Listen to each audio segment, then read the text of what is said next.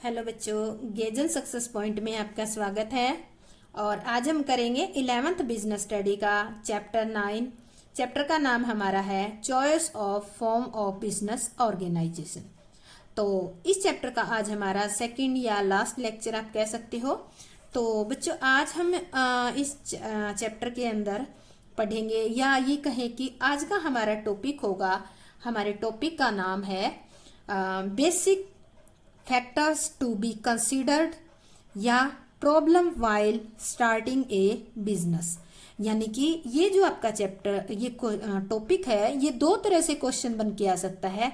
एक तो ये कहा जा सकता है कि व्यवसाय जो है करते वक्त या व्यवसाय स्टार्ट करते समय किन किन तत्वों या किन किन बातों या किन किन फैक्टर्स का ध्यान, घटक भी इसको कह सकते हैं, किन किन घटकों का ध्यान रखा जाए। यानी कि ये क्वेश्चन तीन तरीके से हिंदी में घुमा के आ सकता है। एक ये क्वेश्चन इसी तरीके से आ सकता है कि problem while starting a business. English में तो यही नाम लिखे आएंगे, हिंदी में देखो हिंदी के कई वर्ड बन सकते हैं, इसलिए आप कोशिश करो कि इंग्लिश वाले ही याद करो या फिर हिंदी की ये सारी बातें आप ध्यान रखो। Problem while starting a business, problem क्या होती है? समस्याएं। तो दूसरे तरीके से क्वेश्चन इस तरह से घुमा के आ सकता है कि बिजनेस स्टार्ट करते समय कौन कौन सी समस्याएं आती है, या फिर ये पूछ सकते हैं कि कौन कौन सी समस्याएं बिजनेस शुरू करते समय आ सकती है। तो आज का हमारा टॉपिक यही है कि फैक्टर जो है, फैक्टर या problem while starting a business. तो इसकी थ्योरी करवाने से पहले मैं आपको इसका कुछ बेसिक बताना चाहती हूँ, जिससे आपको इसकी थ्योरी इजी लगने लगेगी। तो देखो, आप कोई भी बिजनेस स्टार्ट करते हैं तो आपके बिजनेस के तीन फॉर्मेट है, इनमें से आप कोई भी एक चूज कर सकते हो। सबसे पहला है ट्रेडिंग, सेकंड है मैन्युफैक्चरिंग और थर्ड है आपका सर्विस का। तो देखो, ट्रेडिंग क्या होता है? ट्रेडिंग के अंदर क्या करते हैं? परचेजिंग एंड सेलिंग का काम करते हैं। परचेजिंग मतलब इसमें जो ट्रेडिंग, तैयार माल जो होता है उसको खरीदकर आगे बेचकर लाभ कमाया जाता है। तो परचेजिंग और सेलिंग का काम हो गया। जैसे कि आप कोई एग्जांपल लेते हैं, रेडीमेड गारमेंट्स की दुकान है, तो आप क्या करोगे? तैयार कपड़ा, रेडीमेड्स जो है, तैयार सूट आप खरीदोगे और आगे बेचकर लाभ कमाओगे। मैन्युफैक्चरिंग में हो सकता है कि आप जो यहाँ रेडीमेड्स गारमेंट्स का ले रहे हैं ना, यहाँ प्रोडक्ट को प्रोड्यूस कर रहे हो, यहाँ प्रोड्यूस कर रहे हो, प्रोड्यूस गुड्स, यहाँ पर क्या करते हैं? उत्पादन करते हैं वस्तुओं का और उनको फिर आगे बेचकर लाभ कमाया जाता है। और जो सर्विस है वो आपकी कई टाइप की होती है। जैसे कि मैं आपको बताऊं कि बैंकिंग की सर्विस होगी, सेकंड आपकी ट्रांसपोर्ट की सर्विस होगी, थर्ड आपकी हम ले सकते हैं कि इंश्योरेंस की सर्विस होगी, और फोर्थ आपकी वेयर हाउसिंग की, वेयर हाउसिंग की सर्विस होगी। और आप ये ले सकते हो मिडलमैन। मिडलमैन आपने सुना होगा, जो बीच के व्यक्ति होते हैं, आपने पढ़ा भी होगा। जो रिटेलर होते हैं, होलसेलर होते हैं, वो होते हैं। और एक होती है आपकी एडवर्टाइजमेंट की। तो कुल मिलाकर ये कितनी होती है? 6 होती है, 6 सर्विस।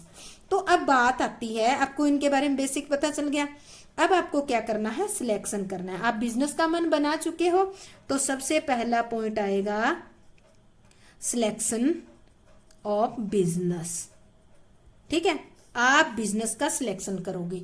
आप किस सिलेक्शन इन तीन में से करोगे, या तो आप ट्रेडिंग का, मैन्युफैक्चरिंग का या सर्विस का। अब सर्विस में आपके सामने ऑप्शन आ जाते हैं कि कौन से ट्रांसपोर्ट की प्रोवाइड करनी है, या इनमें से कोई भी आपको प्रोवाइड करनी है, तो उसका आप फॉर्मेट या बिजनेस चूज कर सकते हो। तो देखो, इस तरह से हम क्या करते हैं? सिलेक्शन करते हैं। तो अब देखो, एक तो हमारे सामने कौन सी समस्या आई? सिलेक्शन की। या हम ये कह सकते हैं पहला फैक्टर हमारा क्या था? सिलेक्शन। ठीक है, ये फैक्टर यानी कि सिलेक्शन का फैक्टर। इसी तरह से ये घटक ही आता, तो एक और हम लेते हैं, एक दो। दूसरा आ जाता है जैसे कि प्लेस। प्लेस आ गया। अब आपने जो भी बिजनेस शुरू किया है, चाहे वो आपने तीनों में से कोई भी चूज कर लिया हो, चूज तो आपने यहाँ कर लिया, अब आपको क्या चूज करना पड़ेगा, प्लेस चूज करना पड़ेगा। प्लेस आप कहाँ करोगे, अगर आपका ट्रेडिंग का है, मान लेते हैं ट्रेडिंग का है, तो आपको कहाँ चुनना चाहिए, कोई ऐसे भीड़ भड़ाके वाली जो बाजार होता है या शहर होता है, या ऐसी जगह का चुनाव करना चाहिए जहां पर कस्टमर आराम से आ जाए।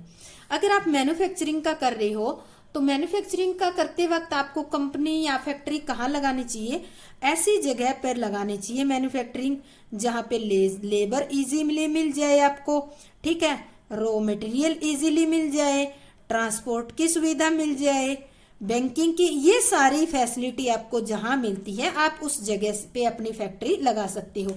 और सर्विस की तो आप अपने जैसे इसका इनका चुना सेम इसी तरह से कोई चुन सकते हो, कोई शहर हो गया, लिमिटेड एरिया तक भी हो सकती है, नेशनल लेवल स्टेट लेवल तक भी हो सकती है। इसके बाद देखो हमने ये 2 पॉइंट कर लिए बहुत समझाने के लिए, मुझे लगता है आपको समझ आ गया होगा। जिस तरह से हमने सिलेक्शन किया बिजनेस का, उसी तरह से हमने प्लेस का भी सिलेक्शन कर लिया है। तो इस तरह से हमारे सामने ये 2 समस्याएं आई है। ये 2 ही नहीं होती बल्कि बहुत सारी समस्याएं होती है, या बहुत सारे ऐसे घटक या पॉइंट होते हैं जिनको हमें अपने बिजनेस को शुरू करने से पहले समझने पड़ते हैं या ध्यान में रखने पड़ते हैं। तो चलो अब मैं आपको थ्योरी करवाती हूँ इस चैप्टर की, और थ्योरी स्टार्ट करते हैं।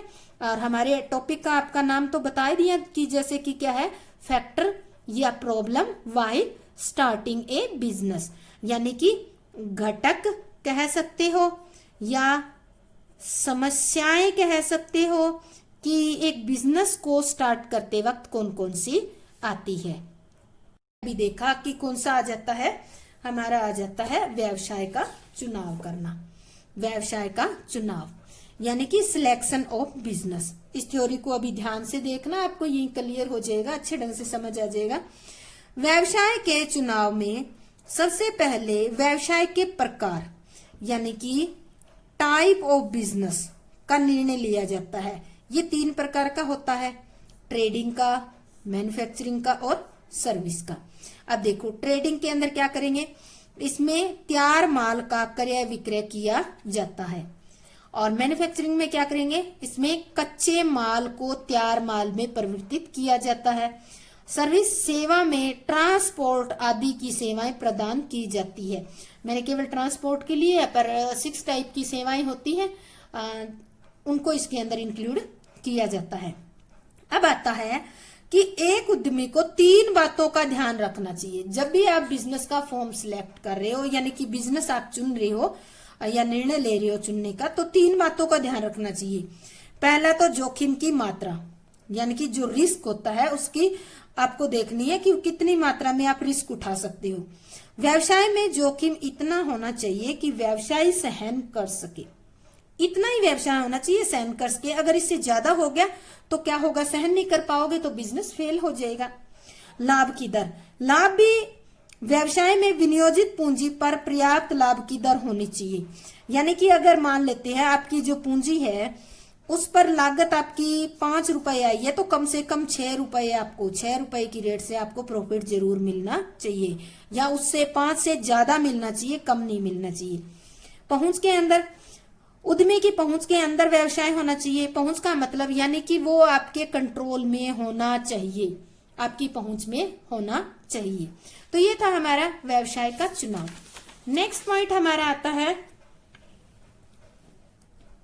नेक्स्ट पॉइंट हमारा है व्यवसाय का पैमाना। पैमाने का जिक्र जहां आता है वहां उसके स्केल यानी कि प्रोडक्शन से रिलेटेड बात होती है, स्केल ऑफ द बिजनेस। व्यवसाय के चयन के बाद, चुनाव करने के बाद इसके आकार के बारे में निर्णय लिया जाता है। किसके बारे में निर्णय लिया जाता है, आकार। व्यवसाय का आकार इतना बड़ा होना चाहिए ताकि प्रति इकाई औसत उत्पादन लागत न्यूनतम हो। औसत उत्पादन लागत न्यूनतम कब होगी, जब आप ज्यादा मात्रा में उत्पादन करेंगे तो प्रति इकाई जो लागत है वो कम हो जाती है। यानी कि इतना तो जरूर होना चाहिए। अगर मान लो आप 1 यूनिट बनाते हो और 1 यूनिट बनाने के लिए आप मशीनें वगैरह सेट करते हो तो उससे आपकी कॉस्ट नहीं निकलेगी। अगर आप काफी क्वांटिटी में अगर माल बनाते हो तो इससे हो सकता है कि प्रति इकाई लागत कम हो जाए। पैमाना निश्चित करते समय यह ध्यान रखना चाहिए कि क्या पूंजी और अन्य संसाधन पर्याप्त मात्रा में है या नहीं। अब जब भी आप प्रोडक्शन का डिसीजन लोगे, मान लेते हो आपकी बिजनेस की कैपेसिटी तो है 1000 यूनिट की और आप 1 लाख यूनिट बनाने का ये ले लेते हो, निश्चय कर लेते हो, तो क्या पॉसिबल होएगा? नहीं होएगा। तो पैमाना निश्चित करते समय ये ध्यान जरूरी रखना चाहिए कि क्या पूंजी और अन्य संसाधन पर्याप्त मात्रा में है या नहीं। उद्यमी को पर्याप्त प्रबंध की भी क्षमता को भी ध्यान में रखना चाहिए, यानी कि हम जो कर रहे हैं बिजनेस, इसको जो है क्या हम अच्छे ढंग से इसको मैनेज कर पा रहे हैं या नहीं पाएंगे, तो उसकी प्रबंधन क्षमता को भी ध्यान में रखना है। व्यवसाय के पैमाने को निर्धारित करते समय जोखिम तत्व भी महत्वपूर्ण होता है। जोखिम तत्व बहुत महत्वपूर्ण है एक व्यवसाय के लिए। तो कोई भी व्यवसाय शुरू करते समय प्रारंभ में व्यवसाय का पैमाना छोटा रखना चाहिए और बाद में धीरे धीरे उसको बढ़ाना चाहिए। एकदम से कोई भी जो व्यवसाय होता है वो अपना पैमाना नहीं बढ़ा सकता। स्टार्टिंग में हर एक, या जो बड़ी बड़ी कंपनियां स्थापित हो रही है, उन्होंने भी कभी एक बिल्कुल छोटे से लेवल पे बिजनेस शुरू किया था और धीरे धीरे जाकर वो पहले स्टेट लेवल, फिर नेशनल और फिर इंटरनेशनल लेवल पर पहुंची है। थर्ड नंबर पे हमारा आता है प्लेस ऑफ बिजनेस, यानी कि स्थान, व्यवसाय का स्थान, प्लेस ऑफ बिजनेस। एक फुटकर व्यापारी के लिए शहर के मध्य में भीड़ भाड़ वाला स्थान उपयुक्त होता है। अगर आप व्यवसाय कर रहे हो तो कैसा स्थान चुनना है आपको? प्लेस, यानी कि अगर आप फुटकर व्यापारी हो, कैसे व्यापारी हो? फुटकर व्यापारी, तो भीड़ भाड़ वाला इलाका लेना है जहां पे पब्लिक ज्यादा आती है।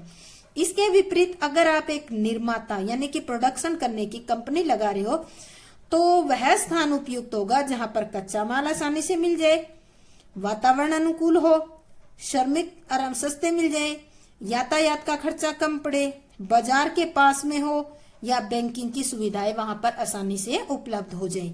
तो आपको ऐसा स्थान का चुनाव करना होगा। नंबर 5 में आता है व्यावसायिक संगठन का स्वरूप। ये हमने पिछले लेक्चर में किया था कि व्यावसायिक संगठन का चुनाव कैसे किया जाता है। Form of business organisation. तो व्यवसाय के स्थान के चुनाव कर लेने के बाद व्यावसायिक संगठन के स्वरूप का चयन किया जाता है। स्वामित्व की दृष्टि से व्यवसाय एकाकी व्यवसाय, साझेदारी और संयुक्त पूंजी वाली कंपनी भी हो सकता है। इसमें आप किसी का भी डिसीजन ले सकते हो। नेक्स्ट इसके बाद हमारा आता है अगला पॉइंट, संगठन संरचना का निर्धारण। संगठन संरचना का निर्धारण, डिटर्मिनेशन ऑफ ऑर्गेनाइजेशन स्ट्रक्चर, यानी कि जो हमारा संगठन है, संस्था है, उसका ढांचा कैसा हो उसके बारे में देखा जाता है। संगठन संरचना का अभिप्राय एक संस्था में कार्यरत सभी व्यक्तियों के मध्य संबंधों की स्थापना करने। संबंधों की स्थापना का मतलब जहां भी आ जाता है व्यक्तियों के मध्य संबंध, तो वहां आ जाता है कि कौन किसका अधिकारी होगा और कौन किसका नीचे अधीनस्थ होगा। तो यहाँ पे संरचना के अंदर अधिकारी और अधीनस्थ के जो है डिसाइड किया जाता है उनका, कि कौन किस पोस्ट पर है, किसको आदेश देगा और कौन किसके आदेशों का पालन करेगा। संगठन संरचना के अनेक स्वरूप है, जैसे रेखा संगठन हो गया, क्रियात्मक संगठन हो गया, समिति संगठन, कई होते हैं। इन सब के अपने अपने गुण दोष होते हैं। सभी के जो हमने 3 नाम लिखे, सभी के अपने अपने गुण दोष होते हैं और इनके गुण दोषों का अध्ययन करके ही संगठन संरचना का निर्णय लेना चाहिए। ये नहीं है कि आंख बंद करके कोई भी एक संगठन की संरचना चुन लो, ऐसा नहीं, बल्कि हर एक के गुण और दोष देखने चाहिए, फिर आपको जो सुटेबल लगे उसी को ही अपनाना चाहिए। संस्थाओं में संगठन संरचना को एक चार्ट द्वारा दिखाया जाता है। देखो, संगठन संरचना जब चुनते हो तो वो ऐसा होना चाहिए जिसको एक चार्ट द्वारा भी दिखाया जा सके क्लियर। तो ऐसे चार्ट को हम क्या कहते हैं? संगठन चार्ट कहते हैं। ऐसे संगठन को संगठन संरचना का चार्ट या संगठन चार्ट भी कहा जाता है। नेक्स्ट हमारा आता है कर्मचारियों की व्यवस्था, अरेंजमेंट ऑफ पर्सनल। अब देखो, सबसे संस्था में भिन्न भिन्न प्रकार के कितने कर्मचारियों की आवश्यकता है, इसका अनुमान लगाया जाता है। सबसे पहले सबसे पहले संस्था में भिन्न भिन्न प्रकार के कितने कर्मचारियों की आवश्यकता है, इसका अनुमान लगाया जाता है। ठीक है, फिर ये पता लगाया जाता है कि आवश्यक कर्मचारी कहाँ से उपलब्ध होंगे। तो कर्मचारियों की व्यवस्था करने के बारे में सोचना है। पहले तो ये कलेक्ट करो, ये देखोगे कितने कर्मचारियों की जरूरत है। जरूरत का पता चलने के बाद आपको ये पता लगाना है कि इनको लेना कहाँ से है। तो इसके लिए देखो कई तरीके से ले सकते हैं। रोजगार एजेंसीज है, वहां से भी ले सकते हो उनकी हेल्प से, शिक्षण संस्थाओं से ले सकते हो, या श्रम संघ है उनकी हेल्प से, उन आदि की सहायता से कर्मचारी नियुक्त किए जा सकते हैं। चयन के समय यह ध्यान रखना चाहिए कि सही काम पर सही व्यक्ति ही नियुक्त होना चाहिए।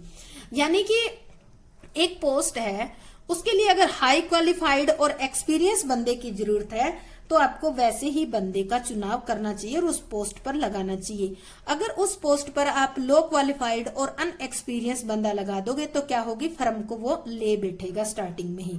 तो जो कर्मचारियों की नियुक्ति होती है, नियुक्ति के बारे में एक गलती भी संस्था को खत्म भी कर सकती है। तो ये सोच समझकर किया जाने वाला कार्य होता है। नेक्स्ट इसके बाद हमारा आता है नियोजन, वित्तीय नियोजन, फाइनेंशियल प्लानिंग। ये क्या होता है वित्तीय नियोजन, फाइनेंशियल प्लानिंग? पूंजी व्यवसाय का प्राण है, यानी कि पूंजी है तो व्यवसाय चलता है, पूंजी के बिना कोई व्यवसाय के बारे में सोच ही नहीं सकता। यह व्यवसाय में पर्याप्त मात्रा में उपलब्ध होनी चाहिए। यानी कि अगर ये पर्याप्त मात्रा में नहीं है, कम है तो बिजनेस चलाने में दिक्कत आएगी, ज्यादा है तो ये वेस्टेज रहेगी। इसलिए कहा गया कि ये पर्याप्त मात्रा में उपलब्ध होनी चाहिए। व्यवसाय में कुल कितनी पूंजी हो, उसमें दीर्घकालीन पूंजी और अल्पकालीन पूंजी कितनी कितनी मात्रा में हो, यह व्यवसाय के आकार और प्रकृति पर निर्भर करती है। अब देखो दीर्घकालीन पूंजी कौन सी होती है? जो आप मशीनरी खरीदते हो, बिल्डिंग, लैंड, इन पे जो लगाई जाती है पूंजी, वो दीर्घकाल तक बिजनेस में लगी रहती है, उसको दीर्घकालीन पूंजी कहते हैं। अल्पकालीन पूंजी वो होती है जो करंट एसेट्स में लगी होती है।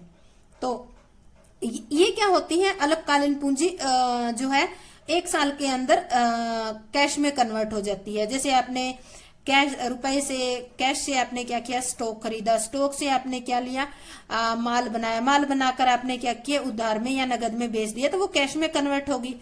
तो इसको कहते हैं अल्पकालिक पूंजी। और ये किस पे डिपेंड करती है? व्यवसाय के आकार और प्रकृति पर। व्यवसाय का आकार ज्यादा है तो दीर्घकालीन ये दोनों पूंजी की जरूरत ज्यादा होगी।